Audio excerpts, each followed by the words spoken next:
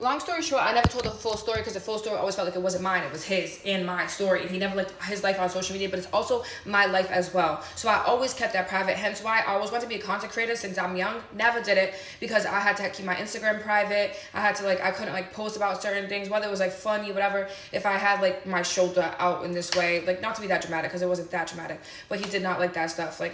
I wore shorts to the beach, even when I wanted to get a bikini line. He was very private, very old school Puerto Rico. But now this is my platform, this is my story, this is whatever. Let's back up 2022, we buy this house. By we, I mean he buys this house. We needed a bigger house. Our house was mega small. We were outgrowing it. Our first home that I'm back in, if you guys have seen. And I'm in this house right now. It is up for sale by my friend Courtney in the city of New Bedford. It's amazing.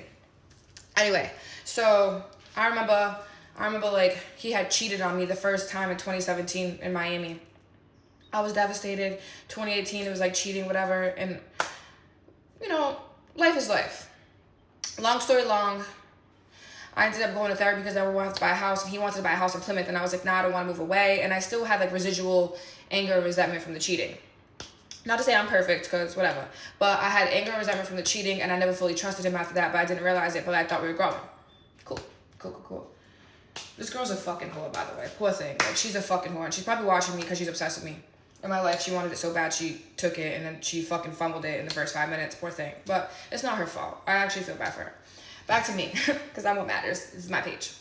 So 2022 comes, I go see a therapist, and this is a new therapist, and my whole thing, the reason why I went was because I was nervous to move away. I didn't want to move away from him. I remember crying in session saying I wanted to be around my family. I don't want to leave. I love him so much, but I don't want to be away from my family. So we ended up finding this house that I was in love with. There was another house I was in love with in Fairhaven, One Huddleston Ave to be exact, if you go Google it. Very cute home, right across from Fairhaven High School, intersection, bad area, very traffic, very heavy in the traffic. This one too, but not as bad as that one. Also, it had no yard. He didn't like that. Anyway, I liked that there was a bar down the street, and whenever I got mad, I could just go sit at the bar and tell me, hit me with another one. But I digress. He liked this house on Brownell Avenue, about 4 or 5 blocks away. I don't know. It's actually maybe longer than that. It's more closer to the path, more closer to Dartmouth. He loved that house. He put a bid in. He got outbid by $200K on that grip. This was the home. I loved it. A month later, my brother ends up closing on the home. Not even a month. Within the same month, we're closing on the home. I was so fucking happy. I literally was we're an anomaly. I'm a high school, teenage mother, pregnant, whatever, still with my baby daddy. I was beating odds as I thought. Not realizing, the odds that I thought I was beating was just a trap. I was he takes care of me, blah, blah, blah. And then a lot of people too, oh, yeah, he takes care of me. I never wanted that. I'm a hustler in spirit, in my mind, in my soul. I love making money. Fast forward. My therapist told me this isn't a good idea. No way, Samantha. Write a letter to yourself. I actually have a letter that I wrote to myself that maybe I'll put in the comments after October 2022. I wrote this letter. The letter is crazy because I'm living the life that I wrote in the letter. Anyways, 2022, we get this house, beautiful house. We start working on it. It needs work. 2024 comes up, and I'm 2023, I was we should do I want to get married in Vegas for our 20-year dating anniversary, which is 2024. So I said, let's get married in Vegas, blah, blah. He's all right, cool. And then the time is coming closer. So he's in his cigar room one day, and I said, let's just do it here because we're running out of time. We're not really planning because I'm not a good planner. If you could tell, my brain goes from here, there. I don't plan stuff. So I didn't plan a wedding. I was let's just go to City Hall. He's yeah, that works. Yeah, I love that. He seemed like he was down, as I thought, because he even whatever text I got was this is beautiful. I love this. You're my wife, whatever, for life. Anyway, March 11, 2024, I get married to this buffoon. Fall of 2024, he's already back with Shorty from Miami. She comes in the city talking about, oh, I'm going to be in your town. Are you around? And he says, yeah. He says, but I'm married. And she's I guess she was I don't give a fuck. I'm a whore. I guess that's how the conversation went. So after that, they was meeting up all the time. He's yeah, I'm just so miserable at home. She's so evil to me. Please love me the right way.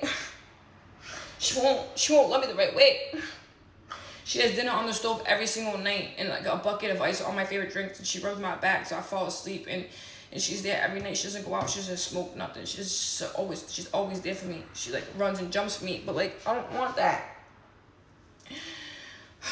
She always tells me like I'm so good, I'm so amazing, even on my fucking bad days. But I don't want that. I want you. You're better than her. And the girl's like, I know, baby. I know I'm better than her. I know. How are you gonna leave her? How? So they concocted like a little plan that they was gonna move. She's from Canada. Move away on me and shit. And I'm over here like, my dad came home from Puerto Rico in October. I said, Dad, he's cheating on me. No, honey, don't say that. I said, he didn't even look at you in your eyeballs when you came over. He didn't look at me in my eyeballs. I said, I know this man. He's cheating. No, honey, no. Okay, Dad. Long story short. Y'all been seeing the downfall ever since. But my life is crashing and I'm still doing amazing. So anyway, I'm in this big empty house that needs to be sold so I can just, well, not be done with this man because I have his kids and we still have other things to fucking handle. But this is a major stress in my life. So, here's the room that I said, let's just do it. Let's just get married. Here's the room where I would lash my clients. Oof, a little blurry, but you know, this life is over and I'm not mad at it. And if you're interested, here's my grill. Here's the house.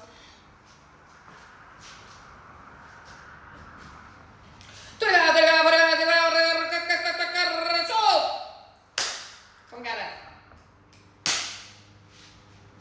Anyway, I just feel like this whole time you guys just like got bits and pieces, and people like when he was on the T app, like, oh, I heard he's happy and he was unhappy with her and now he ran off with someone else. You guys know that it's all a facade, right? The side bitch until it becomes reality. And look at, where is she? So that's really what happened. That's what happened. He had a really great life, a really thriving business, two beautiful children, a baddie for a wife, like everything that you could fucking ever need. And he ruined it over a mediocre bitch with even lower self-esteem than him. So that's the fucking tea that y'all been, you know what? I was thinking, because I want to go on YouTube because I got bills to pay and shit. Like TikTok is fun, but I'm like, I need to get to the YouTube thing. I shouldn't even say the word schmoosh because it's going to be, but I need to do like a whole breakdown and timeline of getting over and like dealing with a relationship like this and like all the steps. And what's crazy is when I was in therapy, she said, what do you want to do with your life? And I said, I want to talk to people that have been in relationships like mine and like tell them like whatever, there's a light, that tunnel, how to get through it, things like that. But I was still in it, so I didn't know how. But then I realized, because I meet so many of you, and you guys, like, in my DMs, you guys talk to me like, yo, like, you have helped me through so much. It's like, I'm actually doing what I said I was going to do when I was in therapy 4 years ago. Also, it's my son's birthday today, so we're going to go celebrate AJ. But I just thought it would be, like, amazing for you guys to all, like, actually hear my side. And I'm thriving. And Andy's fine as well. My almost ex-husband, he's doing great, I guess. My kids are great. We don't give a fuck about what nobody thinks.